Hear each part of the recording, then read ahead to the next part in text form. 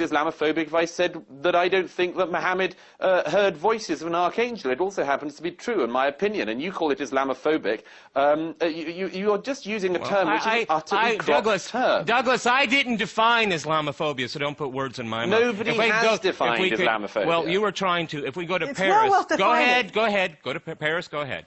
Well, actually, I'm completely in agreement with Douglas about, this mysterious notion, Islamophobia, because one ought to be able to criticize religion the way Voltaire criticized the Catholic religion in France. Exactly. And there's no reason why, it should be sacred and we should not be able to criticize Since Islam. we don't have someone speaking from the Muslim community here, let's listen to the president of the French Council of Islam and how he sees this issue. Let's give him a hear.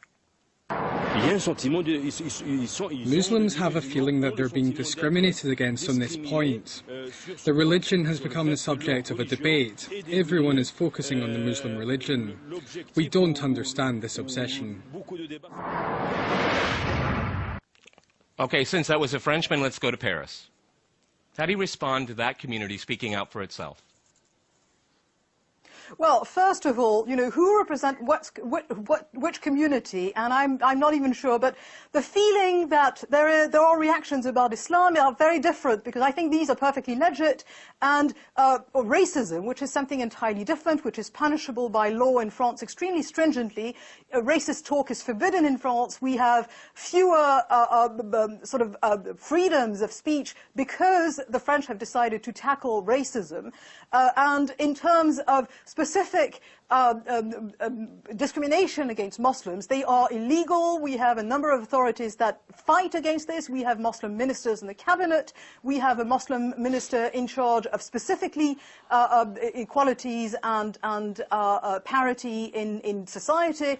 I think, the two things should be very, very sort of sharply defined. Anna Elizabeth, we're going to go to a quick break. After our break, we'll continue our discussion on the burqa and tolerance. Stay with our team.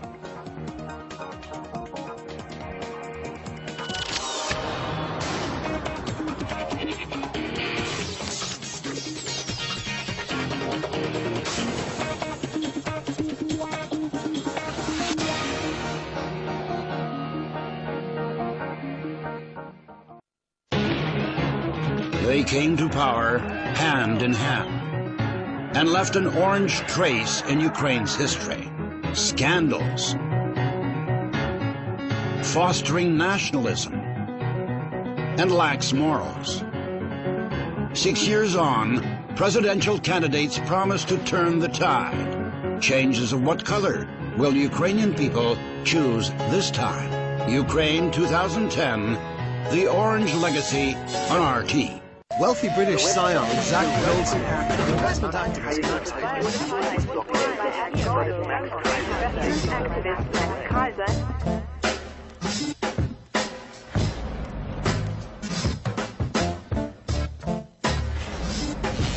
Markets, finance, scandal. Find out what's really happening to the global economy with Max Kaiser for a no-holds-barred look at the global financial headlines. Tune in to Kaiser Report on RT.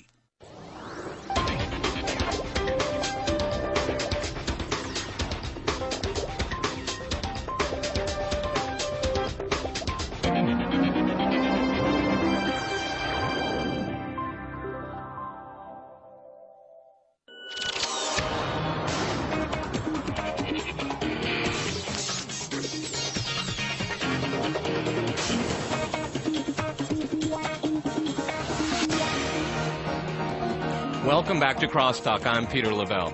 To remind you, we're discussing whether the state has the right to forbid Muslim women to wear the burqa.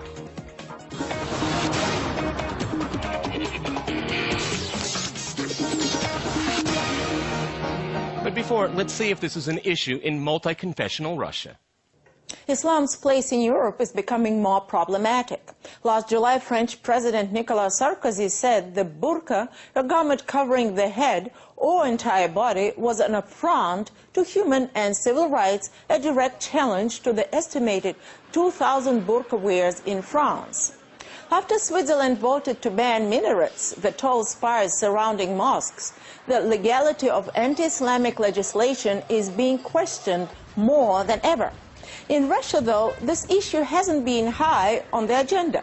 A Russian Supreme Court decision giving Muslims permission to have their passport photos taken while wearing hijabs, a garment covering the head but revealing the face, sparked considerable controversy among the Russian public.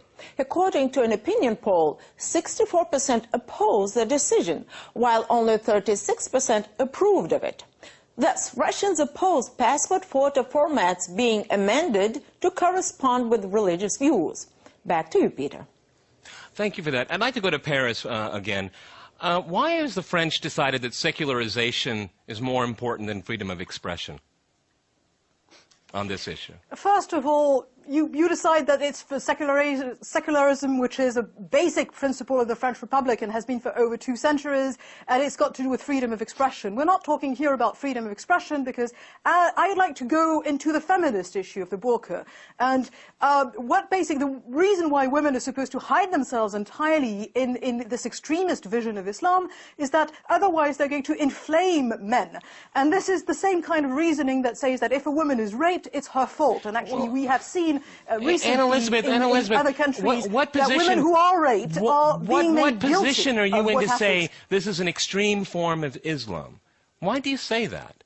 You're saying through your eyes that is extreme. Well, where's your tolerance then? From France, of all places, okay? I think that's really sorry, the crux but the of it idea is that all. half the population should be hiding behind a veil because it would excite It's not half the population. Of the other half is unspeakable. It's what, less than 2,000 people in France. A man. You don't know what it feels like. Oh, I You're think a man. You have that's no a idea bit what it's like. you're trading apples for oranges right here. That's not fair. That's not it's not a logical argument. Douglas, if you wanted to jump in there. It is a logical argument. No, I don't agree. Women and men are equal, and that's a basic and fundamental right. Different values. We're talking about religious values, about. democratic values, secularization. This is what we're talking about. This is not democratic, it is not religious, it is oppressing women, and it is telling them that they are And what about the women that want to wear the burqa? What about the women that want to wear the burqa? You're telling them how to dress. You'd have to find me one. I would like to speak to those women outside the view of their husbands, fathers, and brothers. Douglas, go ahead. It is true that, that from the outset here, you've put a sort of false dichotomy. One of the things you asked is, who are we to say that this is extreme or fundamentalist? Any rational observer, I think, could notice this, that a belief system which believes that women have to be covered throughout their adult years in a black sack and distrusts the male half of the population. After all, the reasoning goes that those of us who are men could not help ourselves seeing even a bit of female flesh. Douglas, we wouldn't want we couldn't jump on it. I myself, how many Islamic countries? rather better. How many Islamic countries have you been to?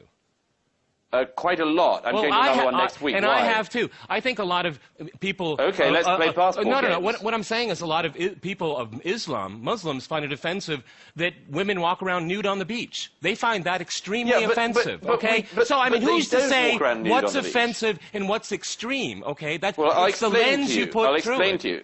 Go ahead. Okay, I'll explain to you. Well, we could which have is that all societies have.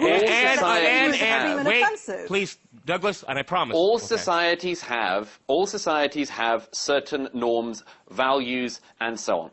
In Western European countries, we believe that women are equal citizens, and we believe that men can be trusted not to rape women if they see a bit of their flesh. We have a different dress code on this. It is entirely acceptable for societies to decide what goes on within them, and that there are boundaries beyond which you cannot go. My society, as I stressed earlier, already has made that decision. I cannot go into certain public buildings and places, or indeed spend my whole life with a crash helmet on my head, nor could I do so with a balaclava. My society also decides, rightly or wrongly, depending on your view, that I can't walk around naked all the time. And in fact, there's a naked rambler who's been trying to walk around Britain for years and has been